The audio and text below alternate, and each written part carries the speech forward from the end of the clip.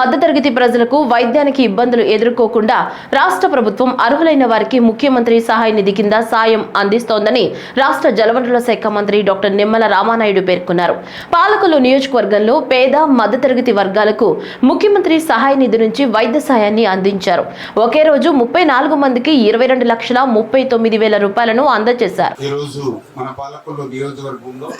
ముఖ్యమంత్రి సహాయ నిధి నుంచి 34 మందికి 21,39,000 రూపాయలు అందుకున్నటువంటి లబ్ధిదారులందరూ కూడా పూర్తి ఆరోగ్యాలతో నిండు నూరేళ్లు కూడా ఆనందోత్సాహాలతో మీరందరూ కూడా జీవించాలని మనస్ఫూర్తిగా ఈ రాష్ట్ర ముఖ్యమంత్రి చంద్రబాబు నాయుడు గారి దగ్గర నుండి మన గ్రామ తెలుగుదేశం జనసేన బీజేపీ కార్యకర్త వరకు కూడా మేమందరూ కూడా మనస్ఫూర్తిగా కోరుకుంటూ ఉన్నాం.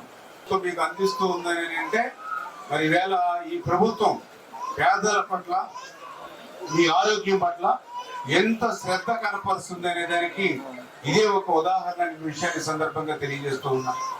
ఎందుకు ఈ మాట చెప్తున్నా అంటే గతంలో కూడా చూశారు ప్రభుత్వాన్ని మీరు 5 సంవత్సరాల వాళ్ళ ప్రభుత్వంలో ఎప్పుడైనా ఇట్లా 10 మందిని కూర్చోబెట్టి సీఎంఆర్ఎఫ్ ఇచ్చినటువంటి పరిస్థితి లేదు.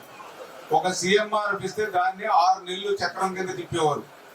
అటువంటి పరిస్థితి అంటే 100 మంది అప్లై చేస్తే ఒక్కటో అలా ఇచ్చి చేతులు దుక్కునేటువంటి పరిస్థితి.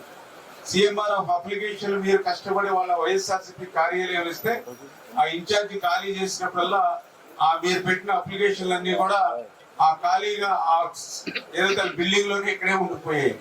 మళ్ళీ వాటిని పాపం తుడిసేవాళ్ళు మళ్ళీ ఆ కాలగొట్ల మీద బోదుగొట్ల మీద వాటి మీదకి పోయి మీరు ఇచ్చేటువంటి అప్లికేషన్ అటువంటి పరిస్థితి గతంలో.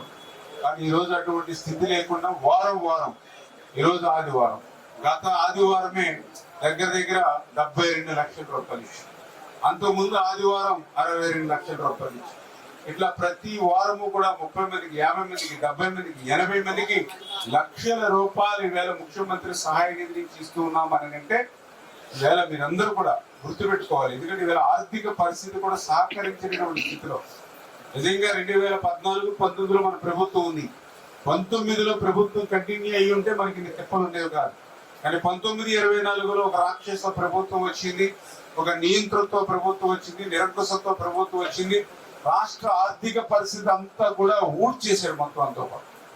ఒక ఖాళీ చిల్లుకుందని మనకు అర్థం చెప్పాలి. అటువంటి స్థితిలో కూడా ఇంత పెద్ద ఎత్తున ఈ ప్రభుత్వం మీకు సాయం అందిస్తుంది అని అంటే గత 5 సంవత్సరాల్లో ఒక్క ఛాన్స్ అధికారంలోకి వచ్చినటువంటి వ్యక్తి అది ఏ మాత్రం సాయం మీకు అందించకపోయి ఈరోజు గ్రామాన వాటిని ఈ ప్రభుత్వం మీకు సాయం చేస్తుంది అంటే సాయం అందుకునే ప్రతి ఒక్కరూ కూడా 10 మందికి 100 మందికి 1000 మందికి మీరు చెప్పి ఈ ప్రభుత్వాన్ని ఆశీర్వదిస్తే ఇంకొక 100 మందికి ఇంకొక 1000 మందికి ఇంకొక 1,00,000 మందికి ఇంకొక 1,00,00,000 మందికి ఈ ప్రభుత్వం ద్వారా సాయం అందుతుంది.